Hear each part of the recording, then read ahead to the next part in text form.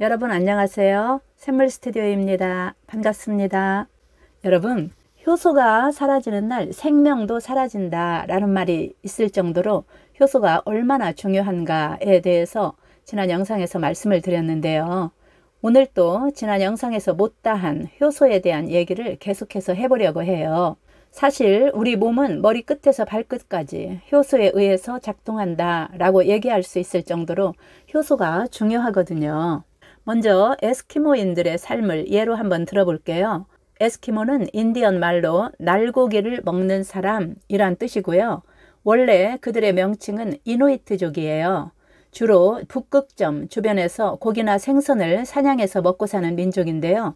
당연히 채소나 과일 그리고 곡물의 재배는 거의 불가능하겠죠. 그 사람들이 먹는 것은 오로지 고기와 생선뿐이었는데 그것을 삶거나 끓이지 않고 날것으로 먹었고요. 저장할 때도 눈 속에 묻어서 냉동시켰다가 해동한 뒤에 날것으로 먹었다고 해요. 그러다가 1926년에 노르웨이 탐험가 아문젠 있잖아요. 그 아문젠이 북극을 탐험했을 때 그때 아문젠을 비롯한 탐험 대원들이 이누이트족과 함께 생활하면서, 그러니까 에스키모죠. 에스키모인들과 함께 살면서 극지에서 살아가는 기술을 배웠다고 하는데, 그때 이 극지 탐험대원으로 동행한 W.A. 토마스 박사라고 하는 분이 이런 보고서를 작성해서 본국에 보고했다고 해요. 이누이트족의 일상적인 식생활은 고기와 생선을 날로 먹는 것이 특징이다. 성인 142명의 위장과 심장 혈관 질환을 조사했는데 이상이 있는 사람은 없었다. 그들의 생활 조건 중에 이상한 것은 육식을 하는데도 불구하고 심장병이나 동맥경화와 같은 심혈관 질환의 경향이 전혀 보이지 않았다는 점이다. 이렇게 보고를 했대요. 그 사람들의 식생활은 야채나 과일, 곡식 이런 음식이 아니고 동물이나 생선 등 거의 동물성 식사였지만 그럼에도 불구하고 당뇨병이나 고혈압 같은 대사질환은 거의 없었다는 거예요. 그들은 신선한 채소나 과일을 먹지 않아도 건강하게 살았다는 거죠. 그런데 세월이 한참 흐른 후에 캐나다 북부에 사는 이누이트족의 생활을 연구한 조사가 있었는데 그 연구에 의하면 옛날부터 전해져 온 원시 생활을 접고 백인의 생활 양식이나 식생활 이런 것들을 받아들이면서부터 그들에게 각종 질병이 유행하기 시작했다는 거예요. 고기나 생선 대신에 정제된 곡물과 채소를 먹고 영양학적으로는 오히려 옛날보다 균형 잡힌 식사를 한다고 생각했지만 동맥경화나 고혈압이 현저하게 증가했더라는 거예요.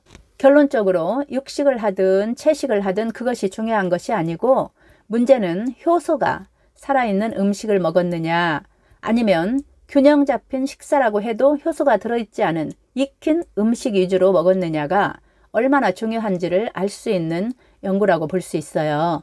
즉, 효소만 확실히 섭취한다면 육식 위주의 식사를 한다고 해도 아무 문제될 것이 없다는 사실이 증명된 것이죠.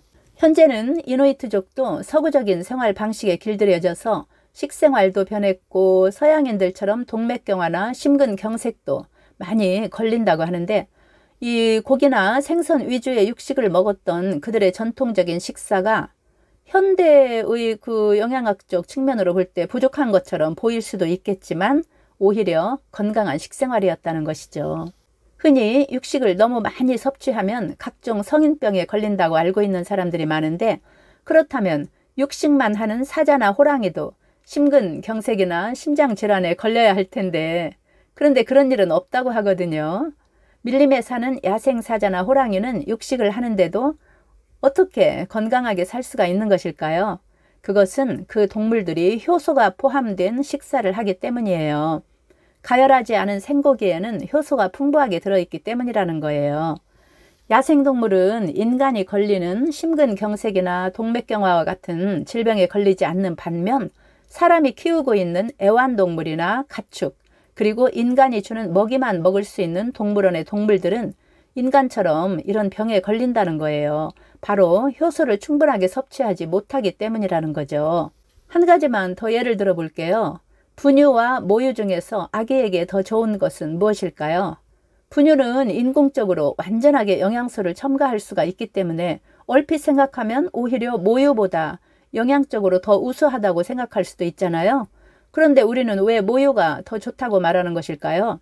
그것은 바로 모유에는 효소가 듬뿍 들어있어서 모유를 먹은 아이는 효소 부족을 걱정하지 않아도 된다는 사실이에요. 제 아무리 잘 만들어진 분유라 해도 효소가 풍부한 모유를 따라갈 수가 없다는 거죠. 모유로 키운 아기들은 충치에도 잘 걸리지 않고 감염증이나 위장질환에도 강하며 자라서 성인이 되었을 때 대사증후군에 잘 걸리지 않는다는 연구 결과도 나와 있는데 효소의 힘이 얼마나 대단한지 알 수 있는 연구라고 할 수 있죠.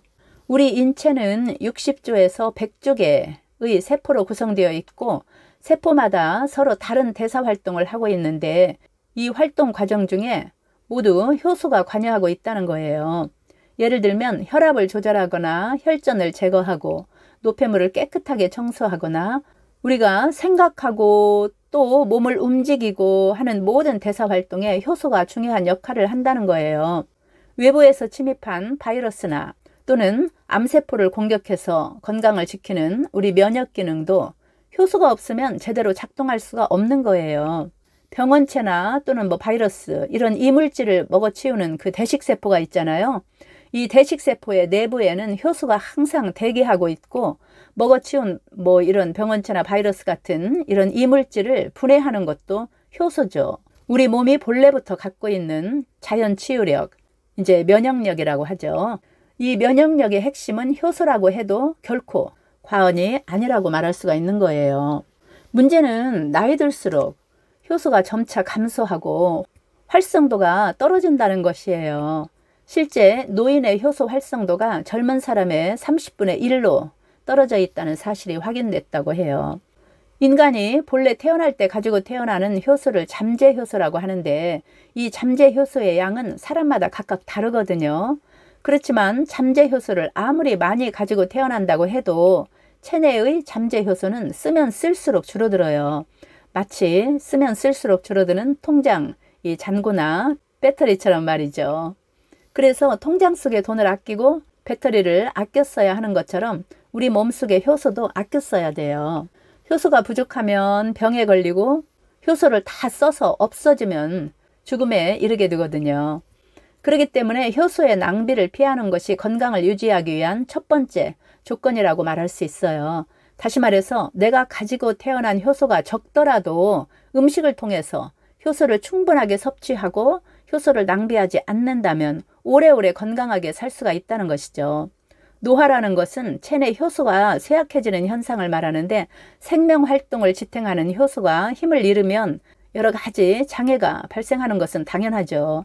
따라서 건강을 유지하기 위해서는 체내 효소를 낭비하지 말고 효소 활성도를 극대화해야 한다는 거예요. 그렇다면 효소를 아끼는 방법에는 어떤 것들이 있을까요? 첫째, 소화하는데 너무 많은 효소를 써서는 안 된다는 거예요.